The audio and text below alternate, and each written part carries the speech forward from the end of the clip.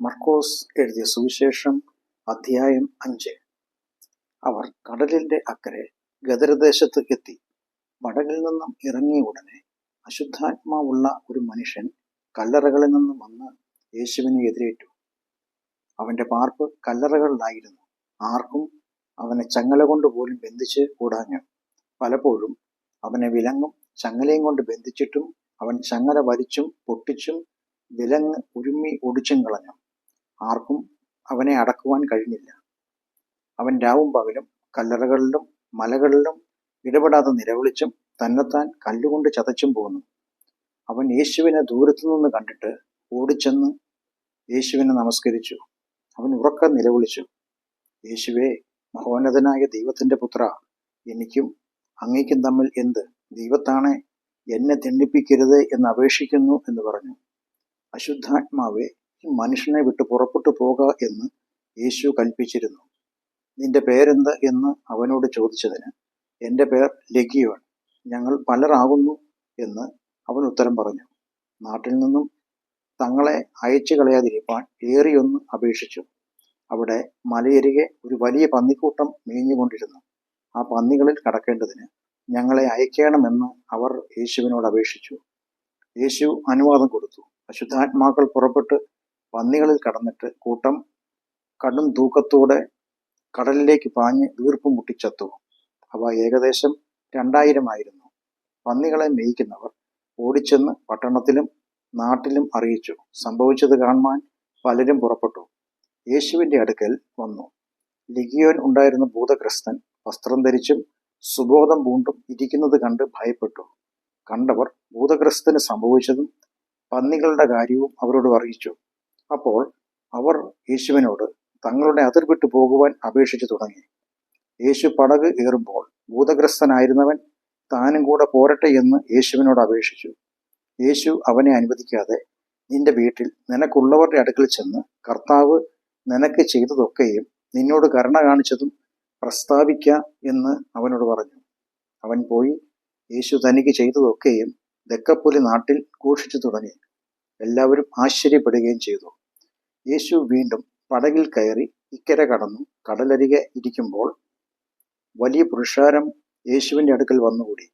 പള്ളിപ്രമാണികളിൽ യായിറോസ് എന്നു പേരുള്ള ഒരുത്തൻ വന്ന് യേശുവിനെ കണ്ട് കാൽക്കൽ വീണു. എൻ്റെ കുഞ്ഞുമകൾ അത്യാസനത്തിൽ ഇരിക്കുന്നു. അവൾ രക്ഷപ്പെട്ട് ജീവിക്കേണ്ടതിന് അങ്ങ് വന്ന് അവളുടെ മേൽ കൈവയ്ക്കണമേ എന്ന് വളരെ അപേക്ഷിച്ചു. യേശു അവനോടുകൂടെ പോയി വലിയ പുരുഷാരവും പിൻചെന്ന് യേശുവിനെ തിക്കിക്കൊണ്ടിരുന്നു. 12 സംവത്സരമായിട്ട് രക്തസ്രവം ഉള്ളവളായി പല വൈദ്യന്മാരാലും ഏറിയൊന്ന് സഹിച്ച് തനിക്കുള്ളതൊക്കെയും ചെലവഴിച്ചിട്ടും ഒട്ടും ഭേദം വരാതെ ഏറ്റവും പരവശയായി തീർന്നിരുന്ന ഒരു സ്ത്രീ യേശുവിൻ്റെ വർത്തമാനം കേട്ടു. അദ്ദേഹത്തിൻ്റെ വസ്ത്രമെങ്കിലും തൊട്ടാൽ ഞാൻ രക്ഷപ്പെടുമെന്ന് പറഞ്ഞ് പുരുഷാരത്തിൽ കൂടി പിറകിൽ വന്ന് യേശുവിൻ്റെ വസ്ത്രം തൊട്ടു. ക്ഷണത്തിൽ അവളുടെ രക്തസ്രവം നിന്നു.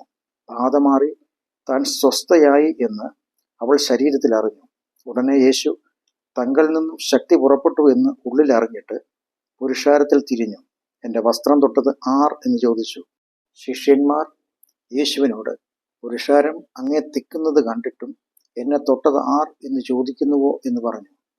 യേശുവോ അത് ചെയ്തവളെ കാണുവാൻ ചുറ്റും നോക്കി. സ്ത്രീ തനിക്ക് സംഭവിച്ചത് അറിഞ്ഞിട്ട് ഭയപ്പെട്ടും വിറച്ചും കൊണ്ട് വന്ന് യേശുവിൻ്റെ മുമ്പിൽ വീണു. വസ്തുതയൊക്കെയും യേശുവിനോട് പറഞ്ഞു. യേശു അവളോട്, മകളെ, നിന്റെ വിശ്വാസം നിന്നെ രക്ഷിച്ചിരിക്കുന്നു. സമാധാനത്തോടെ പോയി ബാധയൊഴിഞ്ഞ് സ്വസ്ഥയായിരിക്കുക എന്ന് പറഞ്ഞു. ഇങ്ങനെ പറഞ്ഞുകൊണ്ടിരിക്കുമ്പോൾ തന്നെ പള്ളിപ്രമാണിയുടെ വീട്ടിൽ നിന്നും ആൾ വന്നു. അങ്ങയുടെ മകൾ മരിച്ചുപോയി. ഗുരുവിനെ ഇനി അസഹ്യപ്പെടുത്തുന്നത് എന്തിന് എന്ന് പറഞ്ഞു.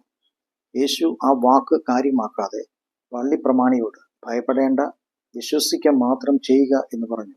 പത്രോസും യാക്കോബും യാക്കോബിൻ്റെ സഹോദരനായ യോഹന്നാനും അല്ലാതെ മറ്റാരും തന്നോടുകൂടെ ചെല്ലുവാൻ സമ്മതിച്ചില്ല. പള്ളിപ്രമാണിയുടെ വീട്ടിൽ വന്നാറെ ആരവാരത്തെയും വളരെ കരഞ്ഞ് വിലപിക്കുന്നവരെയും കണ്ടു. അകത്ത് കടന്നു. നിങ്ങളുടെ ആരവാരവും കരച്ചിലും എന്തിന്? കുട്ടി മരിച്ചിട്ടില്ല, ഉറങ്ങുന്നത്രേ എന്ന് അവരോട് പറഞ്ഞു. അവരോ യേശുവിനെ പരിഹസിച്ചു. യേശു എല്ലാവരെയും പുറത്താക്കി കുട്ടിയുടെ അപ്പനെയും അമ്മയെയും തന്നോട് കൂടെയുള്ളവരെയും കൂട്ടിക്കൊണ്ട് കുട്ടി കിടക്കുന്ന ഇടത്ത് ചെന്ന് കുട്ടിയുടെ കൈക്ക് പിടിച്ച് ബാലെ എഴുന്നേൽക്ക എന്ന് നിന്നോട് കൽപ്പിക്കുന്നു എന്ന അർത്ഥത്തോടെ തലീഥ കൂമി എന്ന് അവളോട് പറഞ്ഞു. ബാല ഉടനെ എഴുന്നേറ്റ് നടന്നു. അവൾക്ക് 12 വയസ്സായിരുന്നു. അവർ അത്യന്തം വിസ്മയിച്ചു. ഇത് ആരും അറിയരുത് എന്ന് യേശു അവരോട് ഏറിയൊന്ന് കൽപ്പിച്ചു. അവൾക്ക് ഭക്ഷിപ്പാൻ കൊടുക്കണമെന്നും പറഞ്ഞു.